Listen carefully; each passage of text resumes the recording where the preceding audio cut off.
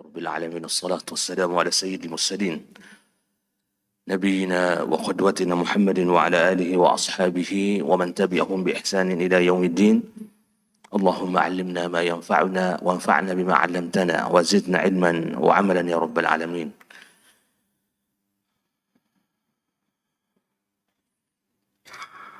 Para jemaah yang sama berbahagia, alhamdulillah di kesempatan subuh hari yang berbahagia ini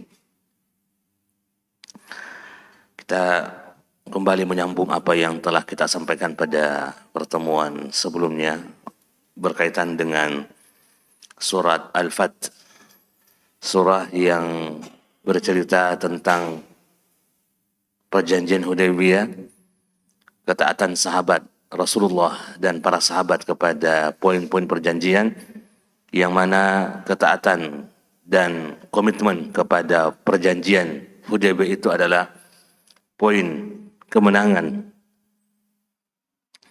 Kemenangan selanjutnya Fathu Makkah, penaklukan Khaybar, kemudian Nabi SAW mampu untuk melaksanakan ibadah haji pada tahun ke-10 dan sebelumnya pada tahun ke-9 Abu Bakar memimpin haji sebelum Nabi SAW. Itu adalah sebuah rentetan kemenangan. Ya, rentetan kemenangan yang Allah Subhanahu wa taala ceritakan, inna fatahna laka fathan mubina. Kami akan memberikan kemenangan kepadamu wahai Muhammad dengan kemenangan. Kata Abdullah bin Mas'ud bahwa kemenangan yang sebenarnya itu adalah kemenangan ketika kita mampu untuk komitmen dengan perjanjian. Dengan komitmennya kita dengan perjanjian, maka seluruh kemenangan akan datang silih berganti. Itu sebenarnya fathan mubina. Inilah yang dipahami oleh sahabat. Yang paling pertama yang Allah Subhanahu wa taala janjikan setelah itu adalah yang terasa adalah perang Khaybar. Perang Khaybar itu terjadi tidak sampai 2 bulan setelah perjanjian Hudaybiyah. Tidak sampai 2 bulan karena umrahnya Nabi itu semua di bulan Zulqa'dah. Sempat kita singgung, dari 4 kali umrah Nabi berihram, semua ihramnya Nabi itu di bulan Zulqa'dah. Nabi tidak pernah berihram di luar bulan Zulqa'dah. Itu di akhir tahun ke-6. Zulqa'dah itu bulan 11. Di akhir tahun ke-6 Hijriah. Sementara perang Khaybar itu di awal tahun ke-7. Kalau tidak di Muharram, Safar. Tidak jauh dari awal bulan itu. Jadi kalau pulangnya Nabi dari perjanjian Hudaybiyah bulan Zulhijjah, karena mereka sempat lama untuk menunggu proses perjanjian, kemudian balik ke Madinah berapa hari perjalanan, masuklah Zulhijjah sampai ke Madinah, tidak lama lagi Muharram, dan Muharram atau di ujung Muharram itu perang Khaybar, dan perang Khaybar itu adalah kemenangan pertama Nabi SAW setelah perjanjian Hudaybiyah. Kemudian setelah itu tahun ke-8 Fathu Makkah, penaklukan kota Mekah. Tahun ke-9 Abu Bakar haji. Tahun ke-10 Nabi berhaji bersama 100.000 sahabat lebih, dan itu merupakan Hajjatul Wada. Dan di awal tahun ke-11 bulan Rabiul Awal Nabi SAW kembali kepada Allah Subhanahu wa taala. Jadi poin penting dari apa yang dibahas dalam surah ini sebelum kita masuk kepada detail ayat ini adalah komitmen dengan perjanjian. Ini kuncinya. Komitmen dengan perjanjian. Jika ada hal yang sudah menjadi kesepakatan, maka komitmen dengan itu. Karena itu adalah langkah awal sebuah kemenangan. Dan Nabi SAW mengatakan, wala takhun man khanak. Jangan mengkhianati orang yang mengkhianatimu. Sudah berjanji dan mereka mengkhianati, kita jangan ikut-ikutan untuk mengkhianati apa yang sudah menjadi kesepakatan.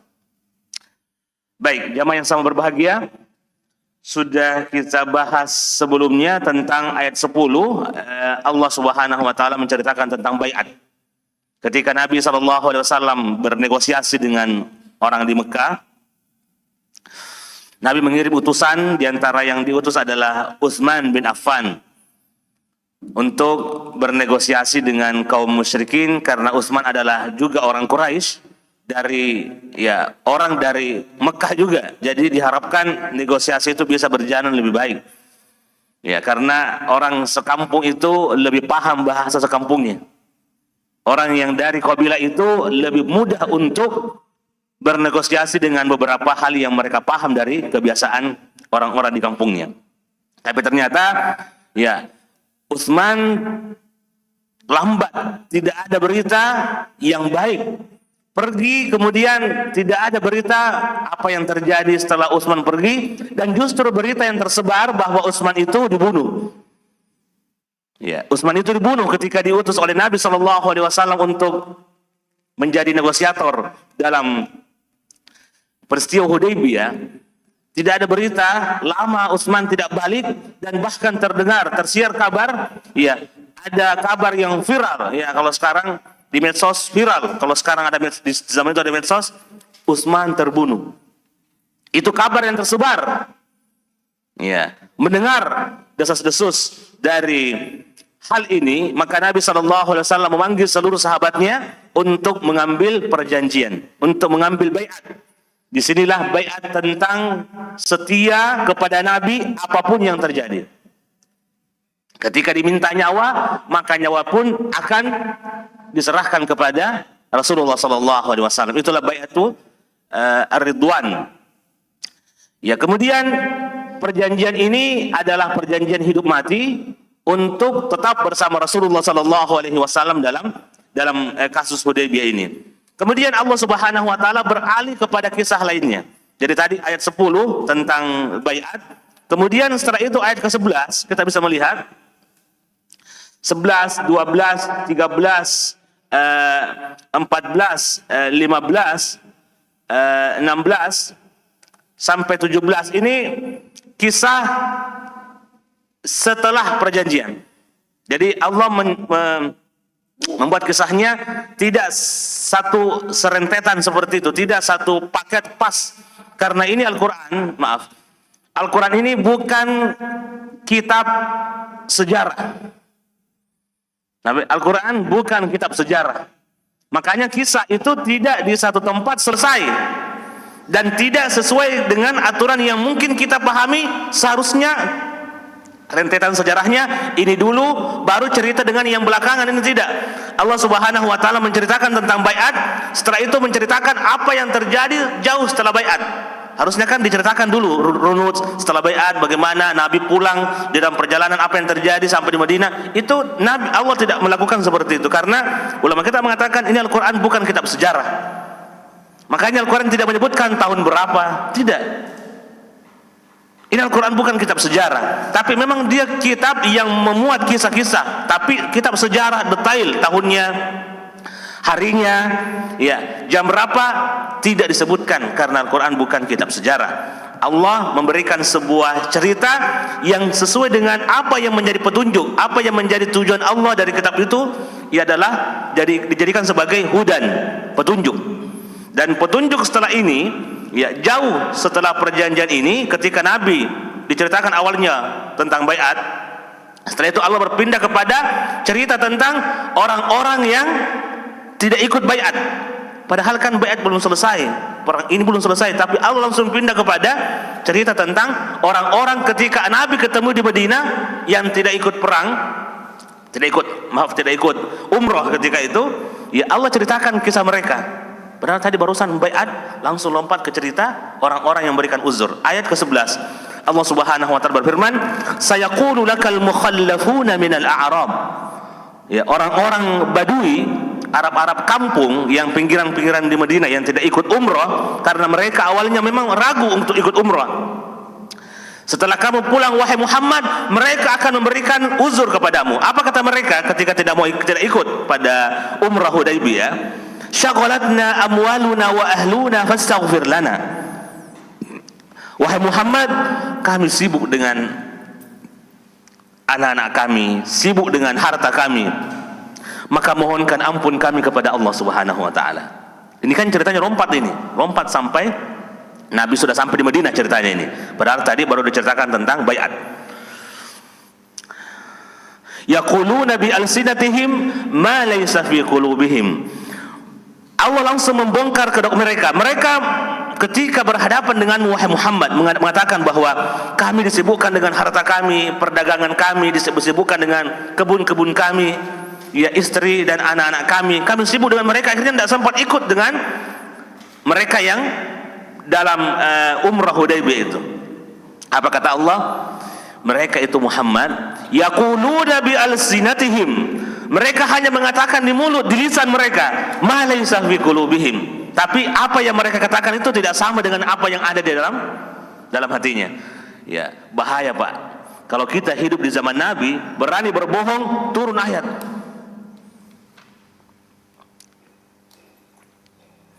Orang-orang yang berbohong di zaman Nabi itu diturunkan ayat.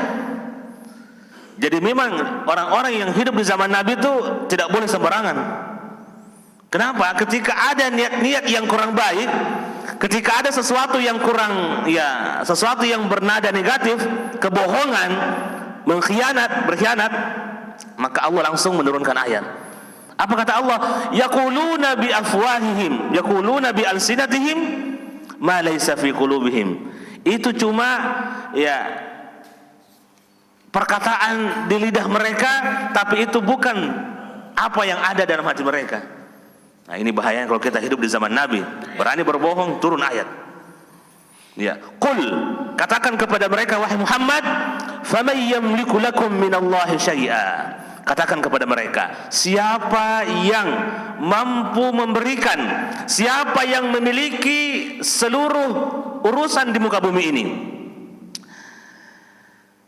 In arada bikum darran au arada bikum naf'a.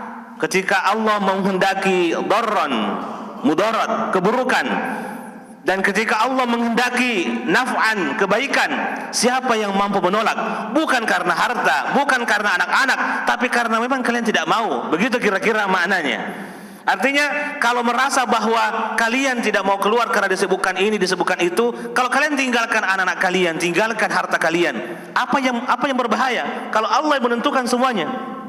Ini kan perintah Allah. Dan Allah tidak mungkin memerintahkan sesuatu yang mudarat. Ya, makanya Allah mengatakan, ya, in arada bikum darran, didahulukan kata mudarat daripada naf'an, supaya mereka paham bahwa bahaya yang kalian khawatirkan itu Allah yang punya. Dan Allah yang perintahkan kalian keluar, maka ikutlah karena Allah yang punya kekuasaan terhadap bahaya itu. In arada bikum darran au arada bikum naf'a. Bal kana Allahu bima ta'maluna khabira. Ya, ketahuilah bahwa Allah sangat mengetahui apa yang kalian sembunyikan. Allah mengetahui apa yang dalam hati kalian, apa yang kalian sembunyikan, apa yang ada di tempat yang jauh. Allah tahu, sebagaimana Allah tahu apa yang ada di tempat yang dekat. Bal dhanantum alla yanqalibar rasul. Ya, justru ya kalian sebenarnya tidak ikut dalam umrah Hudaybiyah. Allah tahu alasannya. Alasannya apa? Bal dhanantum, karena kalian mengira alla yanqalibar rasul, karena kalian mengira Nabi kalau berangkat ke Mekah bersama sahabatnya la yanqalib, dia tidak akan balik lagi. Kenapa? Dia masuk ke sarang musuh. Begitu Pak ya, masuk ke sarang musuh. Kenapa? Perang Badar. Nabi keluar dari Madinah menuju ke Badar, 150 sampai 180 km dari Madinah. Itu Badar. Nabi keluar dari Madinah. Perang Uhud, orang-orang musyrikin datang ke Madinah untuk balas dendam kekalahan di perang Uhud, di perang Badar. Tahun keempat, perang Khandaq, perang Ahzab, perang Parit. Ya, ini kaum musyrikin juga datang dari luar, bersekutu dengan orang-orang Yahudi dan orang-orang munafikin di Madinah. Artinya mereka datang ke Madinah. Tahun ke-6, di akhir tahun ke-6, Nabi mau ke Mekah untuk berumrah. Artinya seperti menyerahkan diri kepada musuh. Padahal selama ini mereka datang ke Madinah untuk menyerang. Kenapa kita keluar menyerahkan diri kita? Makanya mereka tidak mau ikut. Allah membongkar apa alasannya? Bal dhanantum. Tapi kalian punya alasan yang Allah tahu. Alla yanqalibar rasul. Tidak mungkin Nabi kembali dengan sahabat-sahabatnya yang berjumlah 1.400. Tidak mungkin kembali. Kenapa? Mereka masuk ke sarang musuh. Itu alasan kalian kenapa kalian tidak ikut dalam umrah Hudaybiyah ini. Alla yanqalibar rasul wal mu'minuna ila ahlihim abada wa zuyyina dzalika fi qulubikum wa dhanantum dhanna as-sau'i wa kuntum qauman bura. Itu persangkaan kalian yang luar biasa, persangkaan yang sangat buruk. Wa man lam yu'min billahi wa rasulihi fa inna a'tadna lil kafirina sa'ira. Itu adalah salah satu bukti, ya, ada unsur bahwa ketika orang tidak yakin dengan janji Allah, maka itu adalah salah satu, ya, jalan, ya, orang itu bisa terjatuh ke dalam kekufuran. Ketika tidak yakin dengan janji Allah, makanya Allah mengatakan, barang siapa yang tidak beriman, wa man lam yu'min billah, yang tidak beriman kepada Allah wa rasulihi, dan tidak beriman kepada janji Rasulullah sallallahu alaihi wasallam, fa inna a'tadna lil kafirina sa'ira, maka kami akan berikan balasan api yang menyala bagi mereka yang tidak beriman kepada Allah Subhanahu wa taala. Walillahi mulkus samawati wal ard, sungguh, ya, kepunyaan Allah kerajaan langit dan kerajaan di bumi. Yaghfiru liman yasha wa yu'adzibu man yasha. Allah akan mengampuni kepada yang Allah kehendaki, dan Allah akan mengazab kepada siapapun yang Allah kehendaki. Artinya, bahaya yang kalian yakini akan datang kepada kalian jangan sampai terlalu melebihi kekuatan Allah. Karena Allah yang punya kerajaan langit, Allah yang punya kerajaan bumi. Kenapa mesti takut dengan, ya, apa yang menjadi kekhawatiran kita? Wa kana Allahu ghafurur rahim, dan Allah sangat maha pengampun lagi maha penyayang. Ya, kemudian, ya, cerita lain muncul dari orang-orang yang tidak ikut perang. Orang-orang yang tidak ikut Umrah Hudaybiyah. Apa cerita lainnya? Tadi mereka mengatakan kami tidak ikut karena ini, karena itu. Baik, ada cerita keduanya. Apa itu? Firman Allah dalam ayat ke-15. Allah mengatakan, sayaqulul mukhallafun. Orang-orang yang tadi tidak ikut Umrah Hudaybiyah, mereka akan bercerita untuk kedua kalinya. Apa ceritanya? Idzan talaqtum ila maghanima lita'khudhuha dzaruna nattabi'kum. Katanya, Muhammad, ya Rasulullah, jika ada lagi perang setelah, atau ada lagi seruan untuk berjihad, seruan untuk berjuang setelah engkau pulang dari Hudaybiyah ini, maka ajak juga kami. Ya, kemarin kami tidak pergi karena urusan keluarga, urusan ini, meskipun itu didustakan oleh Allah. Kemudian mereka membuat cerita baru lagi. Maaf Pak, memang ini hidup di zaman Nabi itu bahaya. Ya, ada orang yang mengatakan, ya, kalau saya hidup di zaman Nabi, insya Allah saya akan beriman. Oh, tidak mudah Pak. Hidup di zaman Nabi itu bisa-bisa kita menjadi temannya orang-orang munafik. Ya, hidup di zaman Nabi itu bahaya. Makanya sahabat Nabi itu pilihan Allah. Ya, ada sedikit kebobrokan, ada sedikit desas-desus, unsur-unsur untuk mengkhianati, Allah turunkan ayat. Bahaya Pak. Diturunkan ayat kalau ada yang macam-macam. Dan itu ayat diturunkan, dibaca sampai hari kiamat. Jadi sejarah kita ketika ada yang berbohong di zaman Nabi, sejarah kebohongannya itu akan tercatat sampai hari kiamat. Akan dibaca terus tentang kebohongan itu. Jadi hidup di zaman Nabi itu tidak mudah. Ya, akhirnya mereka bercerita baru. Ya, mereka berkata, ya, idzan talaqtum ila maghanim, wahai Muhammad, jika ada lagi perang, ada lagi perkumpulan, ada lagi perjuangan yang datang setelah Hudaybiyah, kami orang pertama yang ikut. Zaruna nattabi'akum, biarkan kami ikut bersamamu wahai Muhammad. Jadikan kami orang yang pertama ikut.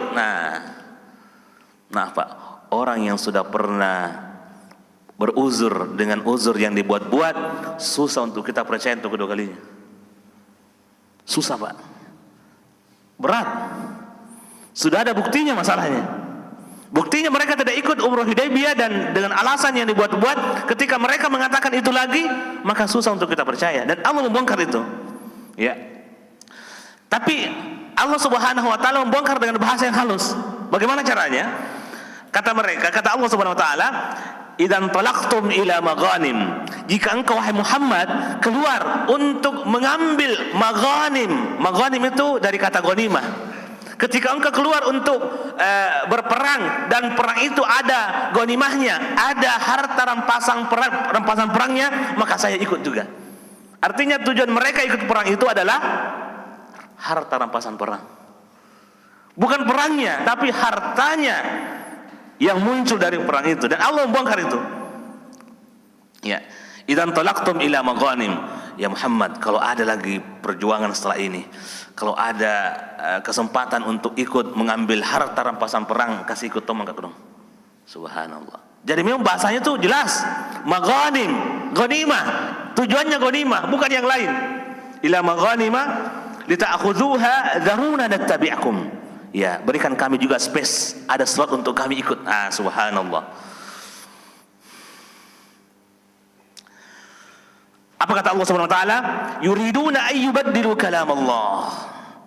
Mereka itu ingin ikut perang karena mereka pernah mendengarkan sebelumnya. Mereka mengatakan itu karena mereka pernah mendengarkan berita sebelumnya, ya, akan ada kemenangan setelah Hudaybiyah, dan kemenangan itu luar biasa.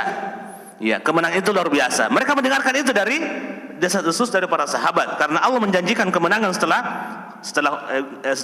Hudaybiyah, karena ada fathan mubina setelah Hudaybiyah itu. Dan Allah mengatakan dalam pembicaraan para sahabat yang disebutkan oleh Nabi bahwa tidak boleh ada yang ikut perang setelah Hudaybiyah kecuali mereka yang ikut perjanjian Hudaybiyah yang jumlahnya 1.400 orang. Tidak ada yang boleh ikut perang setelah perjanjian Hudaybiyah kecuali mereka yang ikut perjanjian Hudaybiyah. Ada 1.400 orang, dan orang munafik atau orang-orang yang tidak ikut perang mendengarkan itu. Ya. Itulah makna firman Allah, yuriduna ayyubaddilu kalam Allah. Mereka ingin mencoba untuk menganulir apa yang menjadi aturan Rasulullah, yang merupakan aturan Allah, bahwa tidak boleh ikut perang setelah ini kecuali yang ikut perjanjian Hudaybiyah. Mereka tidak ikut perjanjian Hudaybiyah, jadi mereka tidak boleh ikut. Mereka ingin, ya Rasulullah, zaruna, coba ada space, barangkali kami juga bisa ikut. Karena mereka mendengarkan cerita akan ada kemenangan setelah ini. Artinya kalau kemenangan ada rampasan perang, makanya mereka juga ingin ikut. Tapi Allah mengatakan, ya qul lan tattabi'una, wahai Muhammad, katakan kepada mereka, lan tattabi'una, kalian tidak boleh ikut.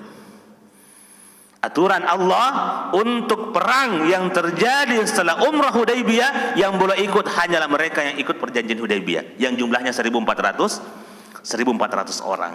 Ya, kemudian kata Allah Subhanahu wa taala, fasayaquluna bal tahsudunana. Wahai Muhammad, kamu akan mengatakan perkataan yang pedis dari mereka, bal tahsudunana. Kayaknya Muhammad dan sahabatnya ini hasad dengan kami, iri. Kenapa tidak mau dibagi harta rampasan perangnya?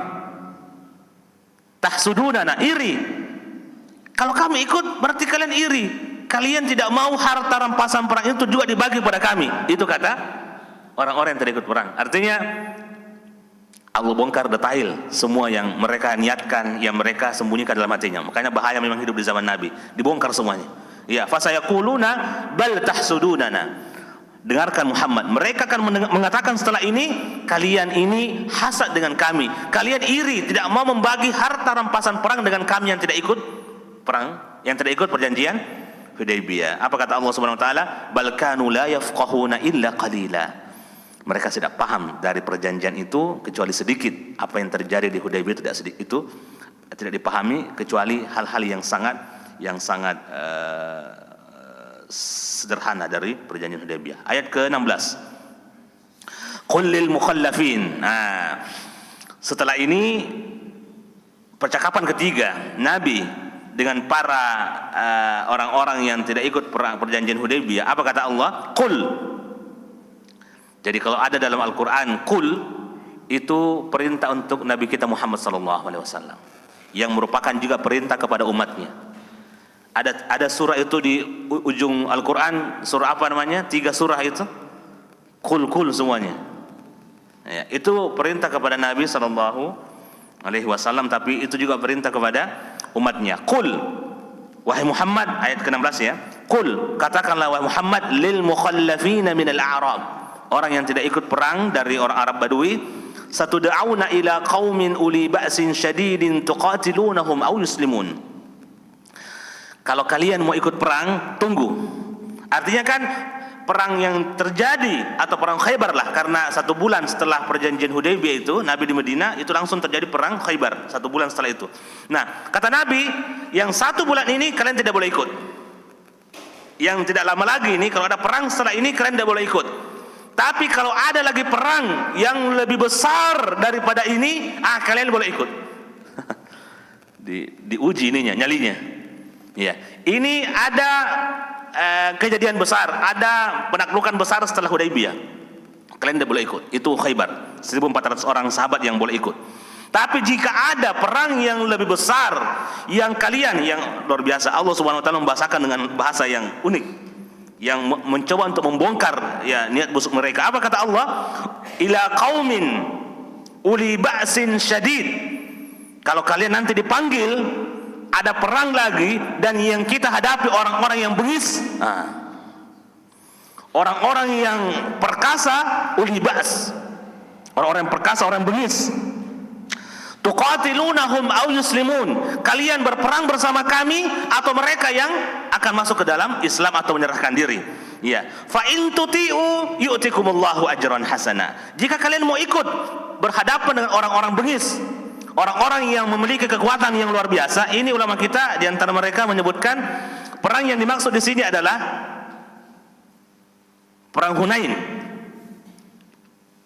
Di antara ulama kita mengatakan perang yang dimaksud di sini adalah perang Hunain yang disebutkan oleh Allah dalam surat At-Taubah, ya, wa yawma hunainin id a'jabatkum kathratukum falam tughni ankum syai'an wa dhaqat 'alaikum al-ardu bima rahabat thumma wallaytum mudbirin. Dalam surat At-Taubah surat ke-9, ini surah termasuk surah yang akhir turun dari Al-Qur'an. Makanya seluruh ayat di dalam surah Taubah itu tidak ada yang mansukh, tidak ada yang dihapus, karena dia merupakan surah yang terakhir. Di antara surah yang terakhir tahun ke-9 Hijriah turun surah ini, dan surah ini dibacakan di awal surah Taubah itu dibacakan oleh Abu Bakar ketika berhaji pada tahun ke-9. Dibacakan awal surah ini di hadapan orang-orang musyrikin, orang-orang yang berhaji di Mekah ketika itu, bahwa tidak boleh ada lagi yang berhaji setelah tahun ini orang-orang musyrik. Karena tahun sebelumnya orang-orang musyrik masih bisa berhaji, tapi pada tahun ke-9 setelah turunnya surat Taubah, orang-orang musyrik tidak boleh lagi ada yang berhaji, dan itu merupakan amanah dari surat At-Taubah dari awal itu. Dan itu di dalam surat Taubah diceritakan tentang perang Hunain, perang di mana Nabi ya betul-betul mendapatkan hentakan besar, pukulan besar dalam pasukan, sampai sahabat berlarian meninggalkan medan perang. Kemudian setelah itu mereka balik lagi. Nah, itulah mereka menghadapi Hawazin, orang-orang dari Hawazin, termasuk orang-orang yang uli ba'sin syadid, mereka-mereka yang punya kekuatan dan bengis. Ya, kata Allah, jika kalian mau ikut, ya Allah akan berikan kepada kalian pahala yang besar. Nabi bercerita kepada orang-orang yang tidak ikut perang, wa in tatawallaw kama tawallaitum min qabl. Kalau kalian tidak mau ikut perang yang nanti berhadapan dengan orang-orang yang bengis, orang-orang yang kuat, ya sebagaimana kalian tidak ikut umrah Hudaybiyah kemarin, ya yu'adzibukum adzaban alima, maka hati-hati dengan azab Allah yang sangat pedih. Artinya jangan cuma bercerita di mulut saja, buktikan. Ya, istilahnya apa Pak? Laki-laki itu tidak bercerita. Ya, biasa ada orang itu laki-laki tidak bercerita Pak, tapi langsung dibuktikan. Ya, begitu kira-kira yang Allah inginkan. Jangan cerita. Ya, kemudian Allah mengatakan setelah itu, laisa 'alal a'ma haraj. Tidak ada dosa bagi mereka yang tidak ikut perang setelah ini, ketika mereka orang yang buta. Wala 'alal a'raji haraj, orang yang pincang juga itu tidak mengapa, tidak ikut perang. Wala 'alal maridi haraj, yang sakit juga tidak mengapa mereka tidak ikut perang. Karena kalau orang buta ikut perang Pak, susah, akan menjadi beban. Makanya Ibnu Ummi Maktum, muazzinnya Nabi itu orang buta, dan selalu menjadi wakil Nabi di Madinah ketika Nabi berperang. Kenapa? Orang buta tidak usah ikut perang, ya, punya tugas sendiri, ya. Kemudian yang pincang juga, yang punya cacat, yang ini tidak usah ikut perang. Kenapa? Akan membebani pasukan, ya. Kemudian yang sakit, wala 'alal maridi haraj, yang sakit juga tidak usah ikut berperang. Kenapa? Akan membebani pasukan. Sementara kita ingin menyerang musuh, ingin bergerak cepat, senyap, dan seterusnya, harus bergerak cepat. Wa may yuti'illaha wa rasulahu, sebarang siapa yang menaati Allah dan Rasulnya, yudkhilhu jannat, akan dimasukkan ke dalam surga, tajri min tahtihal anhar, yang mengalir di bawahnya sungai-sungai. Wa may yatawalla yu'adzibuhu 'adzaban alima, barang siapa yang mangkir, tidak mau ikut dengan seruan berjuang di jalan Allah, maka ingat azab Allah sungguh pedih. Ya, kalau sekarang Pak, kita mungkin mendengarkan ayat-ayat ini tentang perang, tentang jihad, maka kita berpikir, ya Allah, kalau sekarang kita membaca ayat ini kayaknya susah untuk diamalkan. Tidak ada seruan untuk seperti itu, tidak ada panggilan untuk seperti itu, untuk berjuang. Ya, tapi kan ada panggilan 5 kali sehari. Ya, kalau Anda jujur, saya juga ingin berjihad, ingin berperang, seruan jihad kapan datangnya? Saya mau juga keluar untuk berjihad. Ya, karena tidak ada seruan yang syar'i sementara ini, ya, maka seruan Allah dulu kita jawab setiap hari. Jangan bercita-cita mau berjihad sementara kita di masjid susah didapat. Panggilan Allah 5 kali sehari kita tidak datang, jangan bercita-cita, bermimpi besar untuk berjihad. Panggilan Allah 5 kali sehari, itulah yang dibuktikan dulu kalau betul-betul kita ingin melakukan itu. Ya, makanya Allah mengatakan wa may yuti'illaha wa rasulahu, barang siapa yang taat kepada Allah dan taat kepada Rasulnya, maka janji surga itu ada. Ya, Nabi SAW dalam sebuah hadisnya mengatakan, ya, man lam yaghzu, siapa yang tidak ikut berperang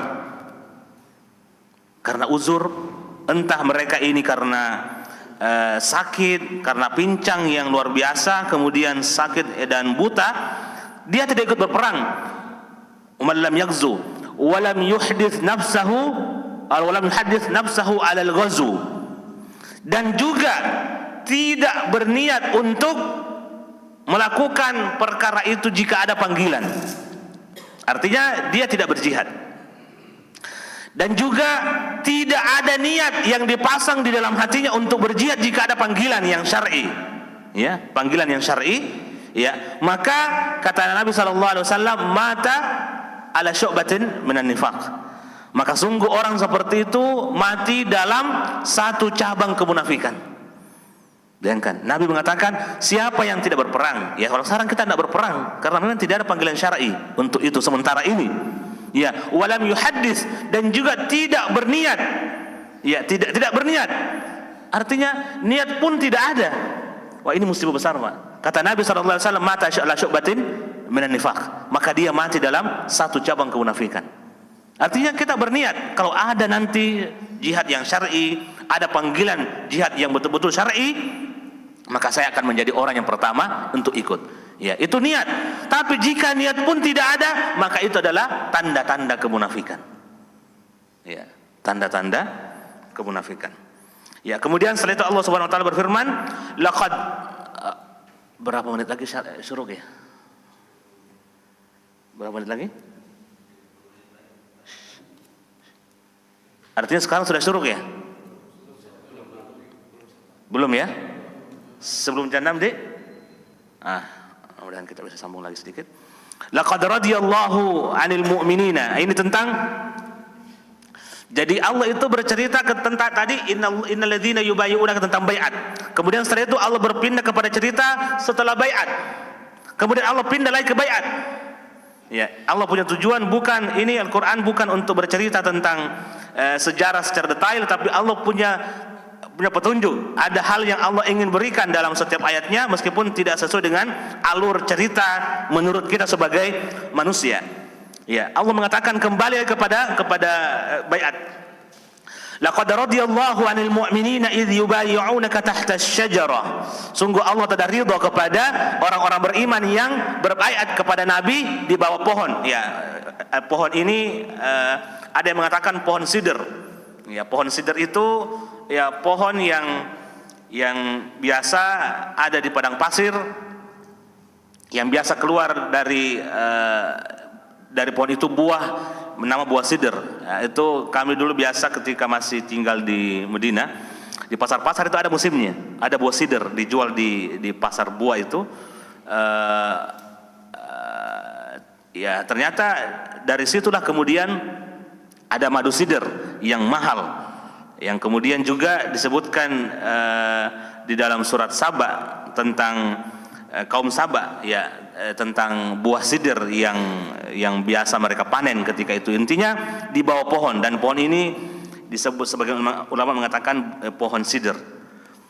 Innal ladzina yubayyi'unaka laqad radiyallahu 'anil mu'minina idh yubayyi'unaka tahta asy-syajarah. Sungguh Allah telah ridha kepada 1400 sahabat, ya begitu kira-kira bahasanya, 1400 sahabat yang berbaiat di bawah pohon.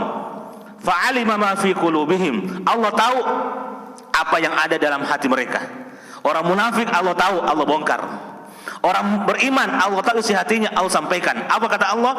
Fa'alima ma fi qulubihim. Allah tahu apa yang ada dalam hati mereka. Fa'anzalas sakinata 'alaihim.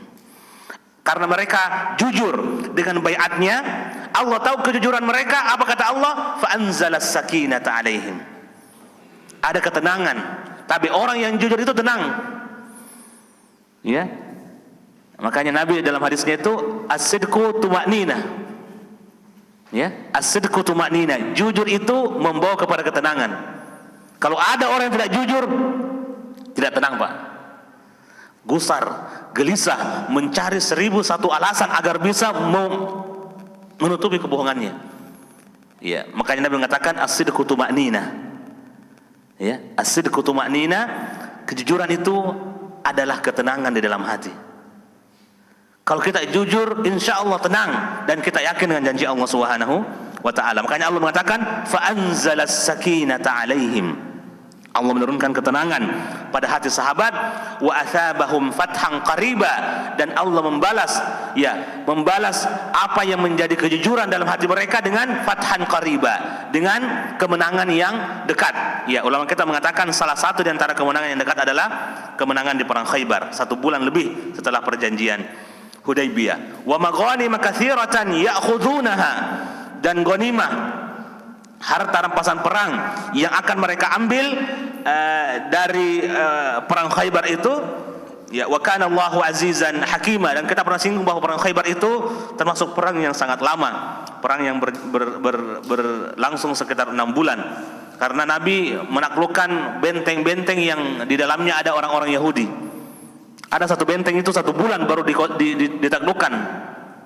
1 bulan dikepung, 1 bulan sampai mereka kehabisan logistik, sampai mereka merasa takut, baru Ali bin Abi Thalib menaklukkan benteng itu. Jadi ada lebih dari 10, hampir 20 benteng itu yang dikepung sampai berbulan-bulan untuk bisa menyelesaikan perang Khaybar.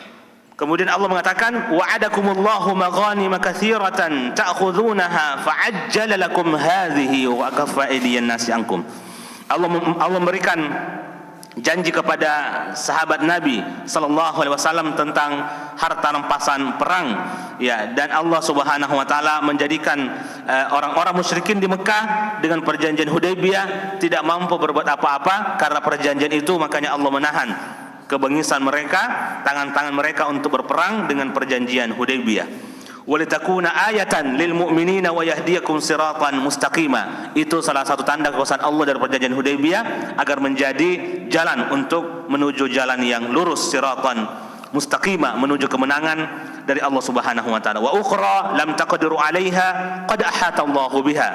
Dan harta rampasan perang lain yang kalian belum menguasainya, tapi Allah Maha Kuasa atas harta rampasan perang itu. Ulama kita mengatakan harta rampasan yang kalian tidak ketahui, ya, diantara itu adalah harta rampasan dari perang Romawi, dari perang melawan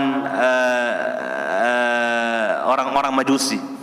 Ini yang Nabi dan sahabatnya ketika itu belum tahu tentang, ya, kemenangan melawan Romawi, kemenangan melawan Persia. Itu Nabi dan sahabat ketika itu belum tahu tentang itu. Tapi apa kata Allah? Wa ukhra lam taqdiru 'alaiha. Dan rampasan perang lain yang kalian belum tahu dan kalian belum kuasa untuk mendapatkannya, tapi Allah tahu bahwa kalian akan mendapatkan kuasa itu, mengalahkan Romawi dan mengambil rampasan perangnya, mengalahkan Persia dan mengambil rampasan perangnya. Perkara yang belum ada pada saat itu. Wa kana Allahu ala kulli syai'in qadira, dan sungguh Allah sangat kuasa atas segala sesuatu.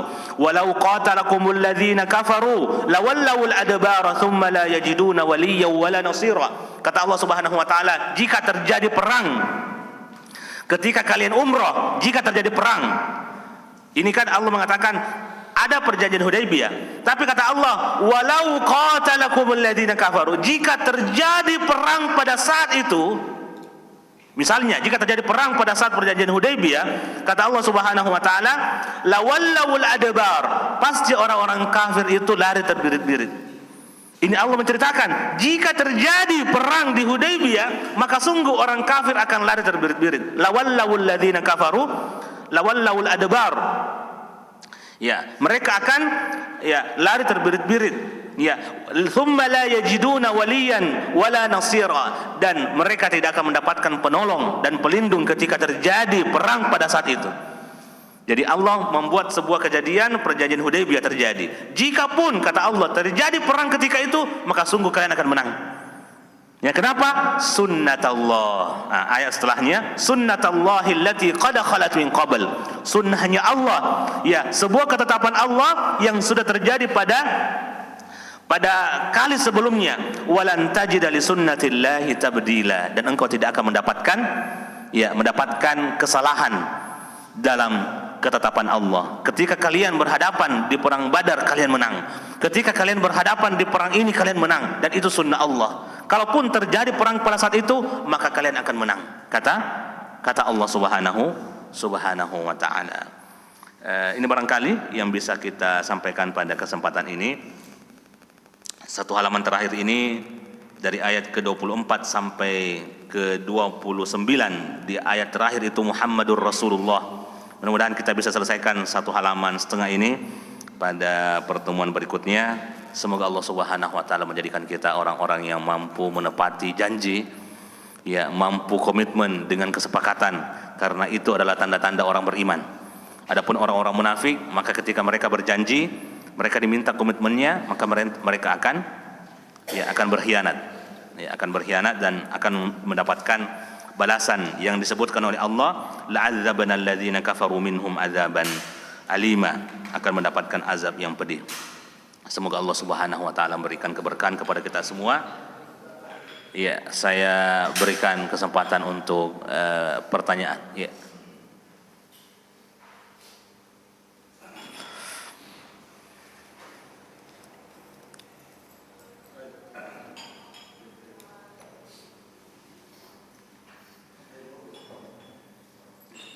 Bagaimana kita berjuang lobet ini? Aduh.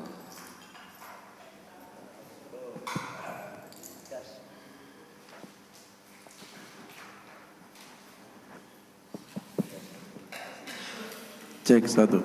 Baik, syukur Ustaz.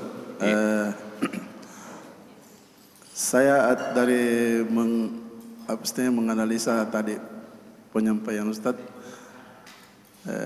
tentang Hudaybiyah ini. Apakah memang ayatnya kayaknya begitu, hanya untuk menyeleksi siapa orang munafik, ya? Karena jelas keberangkatan Nabi pergi umrah saat itu jelas perintah dari Allah, ya, atau ada petunjuk dari Allah. Ya. Tapi dalam perjalanan artinya dibatalkan, ya, dibatalkan. Ya, jelas Allah juga yang memerintahkan untuk membatalkan. Makanya mungkin di saat itu banyak sahabat yang kita berperang saja. Ini kan perintah dari Allah untuk pergi berperang. Iya, betul. Untuk pergi umrah. Iya, betul. Kenapa dibatalkan? Ini kan kalau perintah Allah kan dilaksanakan kan? Iya. Ya. Kenapa dibatalkan? Dan tadi nanti setelah pulang dari itu baru Allah jelaskan, seandainya kau berperang juga menang. Iya. Ya, mungkin kayak gitu. Jadi mungkin dari situ diambil kesimpulan bahwa hanya untuk menyeleksi ini siapa yang orang munafik. Iya. Ya, kayaknya kayak begitu. Apa begitu Ustaz? Iya. Ya, apa yang menjadi pengamatan Ustaz Musri, memang itulah yang menjadi itu kan ujian dalam bentuk perintah jihad itu untuk melihat, ya, untuk melihat siapa yang baik dan siapa yang buruk. Ya, liyamizallahu al-khabitha minat thayyib. Ya, wa yaj'al al-khabitha ba'dahu 'ala ba'din fayarkumahu jami'an fayaj'alahu fi jahannam.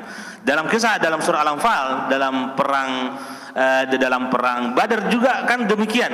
Apa yang menjadi kejadian perang-perang Nabi SAW itu, ya, semuanya adalah untuk menguji siapa yang beriman dan siapa yang munafik. Mim.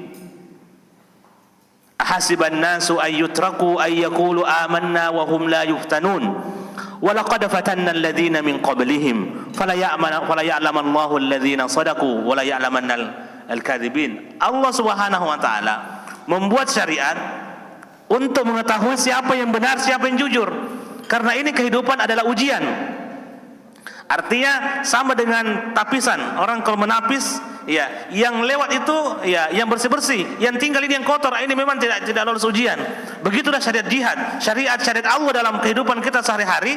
Ya, tabarakalladzi biyadihil mulku wa huwa ala kulli syai'in qadir. Ya, kemudian Allah mengatakan khalaqal mauta wal hayata liyabluwakum ayyukum ahsanu amala. Yang paling baik amalannya, yang paling baik keimanannya kepada Allah, dan iman itu, ya, adalah amalan. Dan amalan itu kata Imam Bukhari, ya, Imam Bukhari itu beliau mengambil hadis dari para gurunya yang berjumlah sekitar 1080 orang. Ya, kata beliau, saya tidak mengambil hadis, ya, dari seorang guru kecuali semua guru saya itu yang mengatakan al-imanu qaulun wa amal. Ya, Imam Bukhari itu punya standar ketika beliau mengambil hadis dari kira-kira 1080 orang gurunya. Ya. Bagaimana tidak kuat ilmunya Imam Bukhari, Pak? Gurunya saya 1000. Kalau lapangan bola itu, Pak, gurunya semua itu penuh di situ duduk. 1000, Pak. Kita ini guru tak berapa. Hitung mungkin coba. Dari kita SD, Pak, sampai kita selesai kuliah, mungkin ada yang sampai S2, S3, S4, S5. Hitung berapa guru tak? Sampai berapa kira-kira? Ada 100? Wallahu a'lam, mungkin tidak sampai. Imam Bukhari bagaimana tidak luar biasa ilmunya, karena gurunya sampai 1000. Dan beliau mengatakan, semua guru yang saya ambil hadisnya itu semuanya mengatakan iman itu adalah qaulun wa amal. Iman itu adalah perkataan dan perbuatan. Qaulun bil lisan, perkataan dengan mulut, ya, dan juga perkataan dengan hati. Ada juga amalan di luar mulut, amalan luar, ada juga amalan hati. Hati itu berkata, ya, hati itu juga berbuat. Jadi iman itu adalah perkataan dan perbuatan. Itu ringkasan beliau ketika mencari guru dan mengatakan bahwa seluruh guru saya yang saya ambil hadisnya itu semuanya mengatakan al-imanu qaulun wa amal. Jadi untuk mencari siapa yang benar, ya, itu dengan ujian. Kalau belum diuji, tidak bisa kita tahu, Pak, siapa yang bagus. Ya, emas itu ada karena dicari sampai yang paling dalam, sampai betul-betul mendapatkan sesuatu yang paling murni. Nah, itulah ujian, ditapis lagi sampai yang paling bersih. Nah, jadilah dia sesuatu yang sangat mahal. Nah, begitulah keimanan kira-kira, ya, sesuatu yang menjadi syariat Allah itu untuk menapis siapa di antara kita yang beriman, siapa yang hanya perkataan saja tapi tidak ada perbuatannya, atau siapa yang mampu mengumpulkan perkataan dan perbuatan. Itulah keimanan yang sempurna. Syukran Ustaz Musri. Ya. Ya, ada lagi yang mau bertanya? Ya. Iya, tabe. Iya. Iya. Tabe, iya. Mic-nya. Jangan sampai lobet lagi mic-nya ini.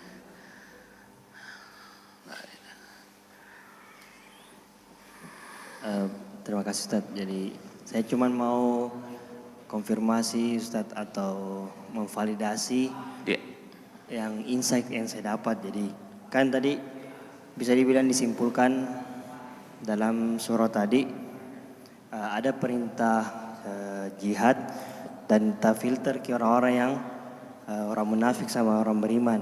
Nah, orang munafik itu salah satu cirinya kalau perang, nah bikin-bikin alasan. Tapi kalau ada perang yang menjanjikan kemenangan, yaitu tadi kayak Ghanimah, yeah, semangat Ki. Semangat. Nah, apakah kalau kan tadi Ustadz menganalogikan tentang jihad sini sholat, Ya. tentang jihad ini yang kayak sholat.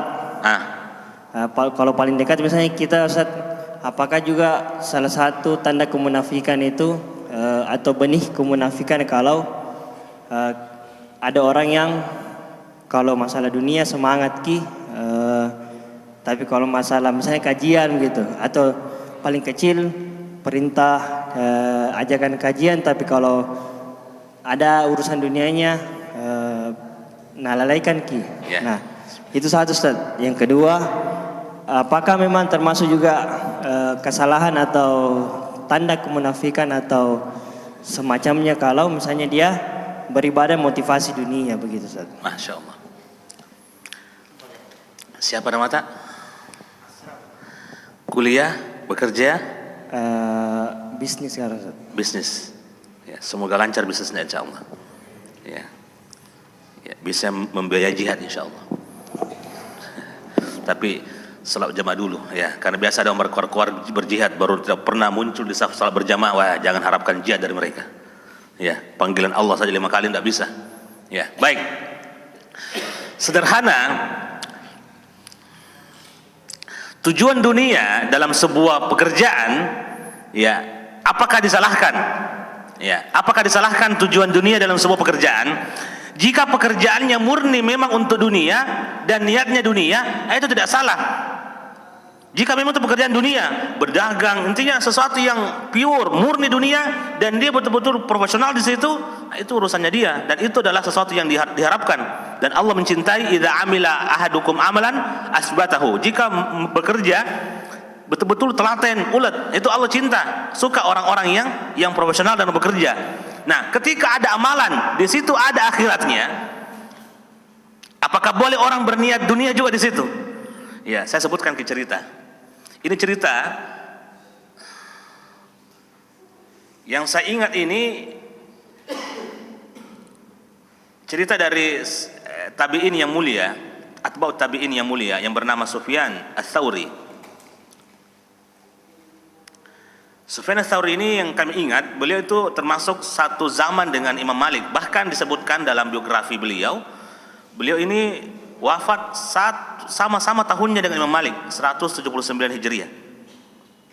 Beliau wafat dengan 1 tahun dengan Imam Malik, dan beliau termasuk orang yang digelari Amirul Mu'minina fil Hadis, pemuka, pemimpin kaum muslimin dalam ilmu hadis di zamannya. Di zamannya, karena Imam Bukhari kan wafatnya 256 Hijriah. Artinya belum datang Imam Bukhari.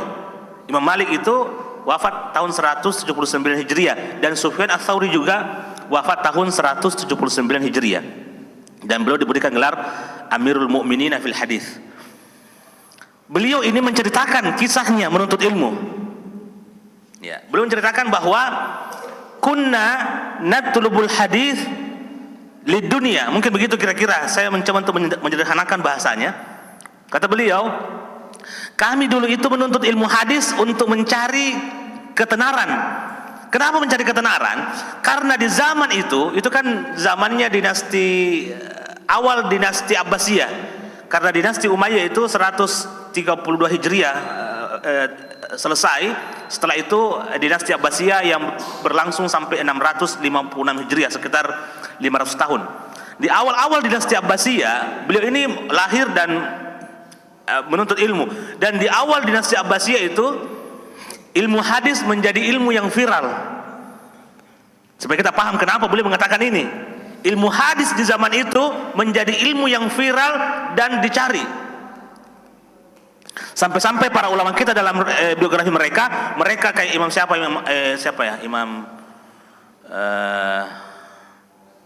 sebentar mungkin ingat namanya. Beliau itu sampai menjual rumahnya, menjual barang-barangnya untuk apa? Pergi menuntut ilmu hadis. Karena memang di zaman itu ilmu hadis menjadi ilmu yang viral. Ya, kalau ini bahasa viral memang sekarang baru viral-viralnya.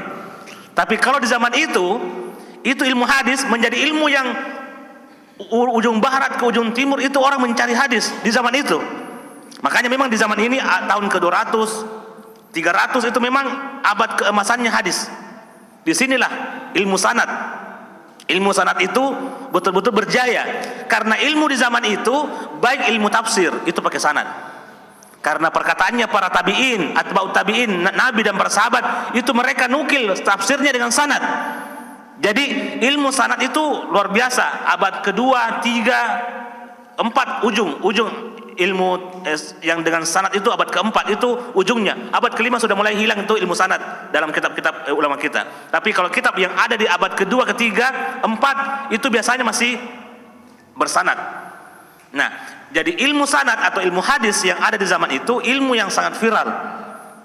Akhirnya orang sampai berjuang mati-matian untuk istilahnya kalau orang menjadi audisi dalam sebuah kegiatan. Orang mencari ilmu hadis kemanapun ada audisi ke sana, ada syekh lagi datang ke sana lagi. Jadi betul-betul ilmu hadis itu viral. Nah, beliau menceritakan kisahnya ini supaya kita paham. Saya ceritakan tentang viralnya ilmu hadis di abad itu. Kata beliau menceritakan tentang dirinya ketika itu, bahwa saya dulu ketika belajar ilmu hadis di awal-awal itu saya ingin mencari ketenaran. Ini siapa yang bercerita? Sufyan Ats-Tsauri, seorang tabi'in yang luar biasa, atba'ut tabi'in yang luar biasa. Luar biasa, Pak. Kesolehannya, kedalaman ilmunya luar biasa.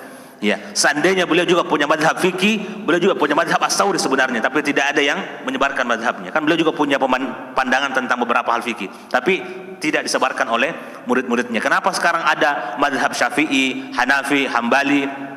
Kenapa cuma ini yang tersebar sekarang? Kata ulama kita, karena cuma murid-murid mereka ini yang kemudian menyebarkan ilmunya. Murid-murid 4 imam ini yang menyebarkan ilmunya dan mengembangkan ilmunya. Adapun kayak Sufyan Ats-Tsauri, Al-Auza'i juga yang punya pemahaman fikih yang dalam, tapi tidak disebarkan dan tidak dikhidmah ilmunya oleh para murid-muridnya. Beda dengan 4 imam ini. Makanya cuma mereka yang tersebar madhabnya di dalam dunia Islam. Beliau juga punya pandangan fikih yang luar biasa dalam permasalahan agama, tapi beliau tidak terkenal seperti yang lainnya. Nah, beliau ini mengatakan, saya ketika awal kali belajar, saya itu pergi ke syekh, pergi ke sana kemari mencari hadis untuk dikenal sebagai orang ahli hadis. Tapi kita ikuti ini ceritanya supaya kita paham, ya. Saya mencari itu untuk saya dikenal, padahal itu kan niat yang tidak benar. Tapi kata dia, ceritakan dirinya, saya karena viral-viralnya hadis ketika itu, saya ingin dikenal sebagai orang yang hafal sanad, orang yang hafal dengan riwayat-riwayat dari Nabi, supaya saya menjadi orang yang dipandang dalam majelis. Tapi ternyata apa kata beliau? Semakin saya belajar, meskipun dengan niat yang seperti itu, semakin saya belajar ternyata saya mendapatkan bahwa ilmu ini fa'aballahu illa ayyakuna lillah. Ternyata ilmu ini semakin kita pelajari, Allah tidak ingin ilmu ini untuk orang lain. Ilmu ini hanya untuk Allah Subhanahu wa taala. Jadi tapi kalau ada orang yang merasa bahwa masih ada niat dunianya di awal-awal kebaikan, jalan lagi. Jangan biarkan setan buat kita terhalang dari awal langkah kita. Wah, kamu ini kesana untuk cari teman saja, kesana untuk cari jalan kote saja. Jalan kote sudah harum sekali ini. Kamu ke sana cuma untuk cari minum kopi. Tidak, maaf. Itu setan pintar sekali agar kita tidak melangkah ke majelis ilmu. Biarkan itu niat ada, sambil berjalan Allah akan berikan siratan mustaqimah. Jadi tabe, ini konfirmasi yang harus kami sampaikan. Jangan karena niatnya dunia di awal ketika menuntut ilmu kemudian kita tinggalkan. Tidak. Ini jalan, kalau kita jalani, insya Allah akan ada kebaikan di tengah-tengah jalan. Meskipun awalnya niat kita rusak, tapi insya Allah jalan saja. Ya, Allah akan berikan hidayah di tengah-tengah jalan itu. Jadi ketika ada niat dunia pada sebuah perkara akhirat, jangan sampai kita mundur. Tapi jangan mundur, karena kalau kita mundur, mudaratnya lebih besar. Tapi berjalan saya terus, biarkan dia bercampur. Ya, semakin kita belajar, semakin kita berjalan, kekuatan yang baik itu akan mengeliminasi yang buruk-buruk ini. Jalan saya terus. Jangan dibilang saat saya masih berdosa, saya tidak. Jangan saya terus. Tidak ada orang di dunia yang sempurna. Makanya Sufyan Ats-Tsauri mengatakan, mungkin kalau berhenti di awal karena tujuan dunia, tidak akan menjadi ulama. Tapi karena ada niat itu, dia semangat. Ya, sama dengan sabuk putih, Pak. Sabuk putih itu dihantam semua orang, dicoba semua jurusnya kepada tembok, kepada pohon pisang, dihantam semua itu. Tapi lihat kalau sabuk hitam, tenang, seperti orang sabuk hitam atau bukan ini? Kayak jalannya biasa-biasa aja. Tapi kalau memukul hati-hati.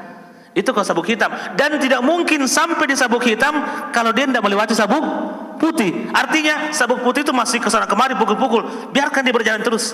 Karena kalau sudah sampai sabuk yang tinggi, dia akan mulai tahu diri, ya, bahwa ternyata hal ini perlu untuk direndahkan dan hanya untuk Allah Subhanahu wa ta'ala. Jadi tabi, kalau ada niat-niat dunia pada hal-hal kebaikan, jangan karena itu kita berhenti, tapi berjalan dan memperbaikinya.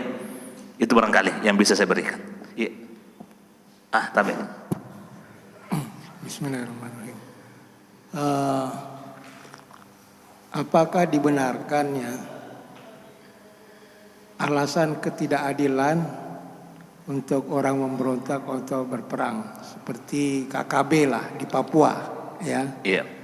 Kan mereka merasa ada ketidakadilan pembagian kekayaan. Iya. Dengan Freeport misalnya salah satunya. Iya.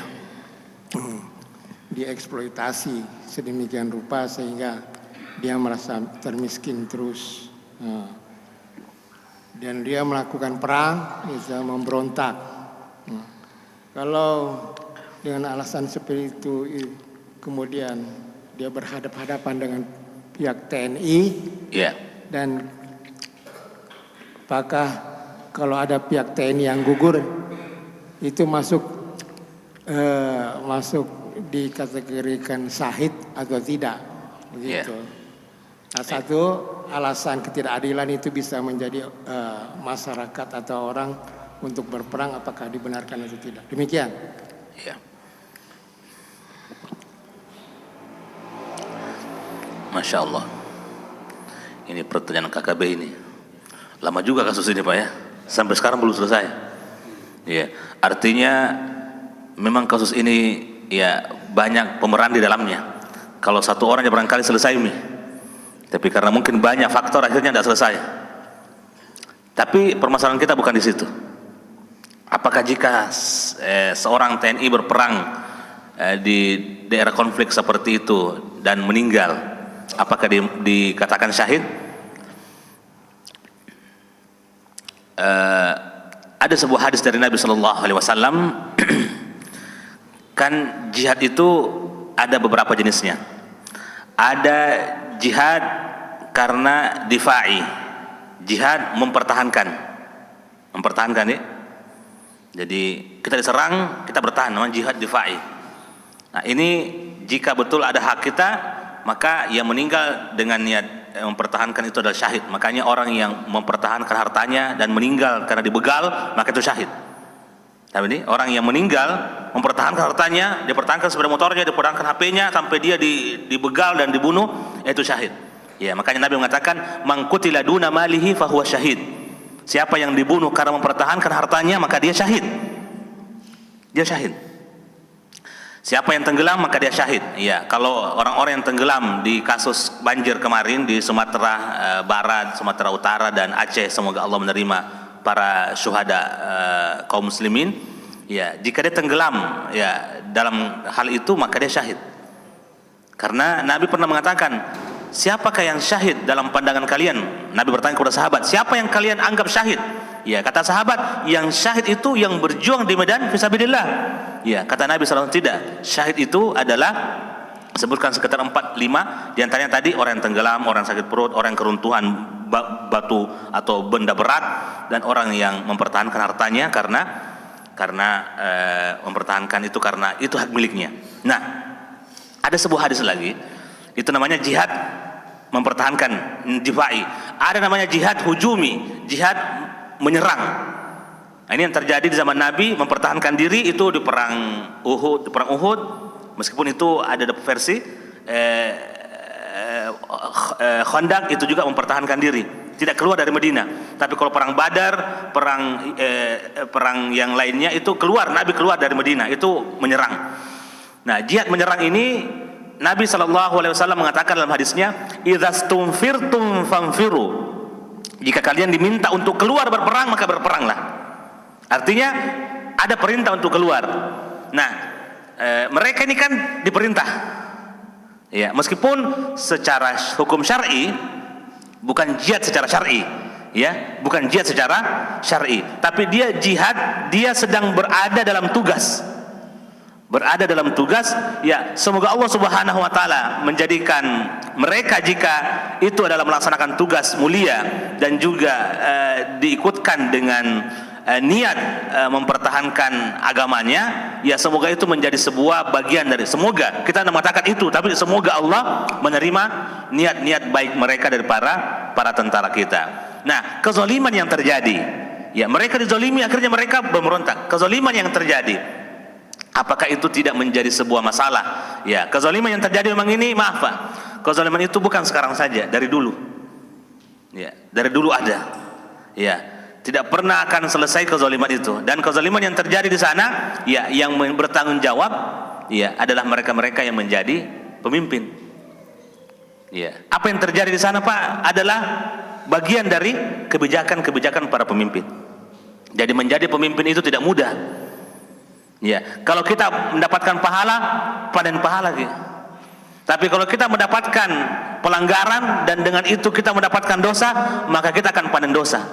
Jadi apa yang terjadi di sana, ya yang melakukan tugas semoga Allah terima niat baiknya, dan yang terzalimi di sana, ya semoga Allah berikan jalan keluar. Tapi kita tidak bisa mengatakan bahwa itu adalah sesuatu yang muncul begitu saja. Ya kayak tadi, masa terzalimi tidak adil dalam masalah pembagian harta pendapatan daerah dan kekayaan alam daerah, ya itu adalah menjadi muhasabah bagi mereka-mereka pemangku kebijakan, karena tidak mungkin ada masalah kecuali pemicunya, ya kecuali pemicunya. Jadi kami berharap mereka yang meninggal, ya semoga Allah menerima niat-niat baik mereka, karena Nabi pernah mengatakan dalam kitab Riyadhus Shalihin di awal-awal tentang hadis tentang niat oleh Imam Nawawi, beliau mengangkat sebuah hadis, akan ada di akhir zaman orang-orang yang akan menghancurkan Ka'bah. Ya, orang-orang akan menghancurkan Ka'bah di akhir zaman. Akhirnya orang-orang tersebut, sekumpulan orang itu, mereka hatta idza kanu bil baida, sampai ketika mereka berada di sebuah tanah lapang menuju untuk ke Mekah menghancurkan Ka'bah itu, ya mereka berada di tanah lapang dan mereka bersama dengan masyarakat sekitar ada yang menjual kepada orang-orang itu. Akhirnya tiba-tiba tanah dibuka dan mereka semua ditenggelamkan. Itu akan terjadi pada akhir zaman. Karena Nabi mengatakan itu akan ada sekelompok orang yang akan menghancurkan Ka'bah, dan mereka ketika berada di sebuah tempat tanah lapang, dan ada juga beberapa orang yang bergabung yang bukan pasukan yang menghancurkan Ka'bah itu, mereka masyarakat sekitar, tapi karena mereka berada di situ ditenggelamkan semuanya. Tapi apa ujung daripada hadis itu? Apa kata Nabi SAW? Tsumma yub'atsuna ala niyatihim. Dan semua yang dihancurkan, yang ditenggelamkan itu akan dibangkitkan sesuai dengan niat-niatnya.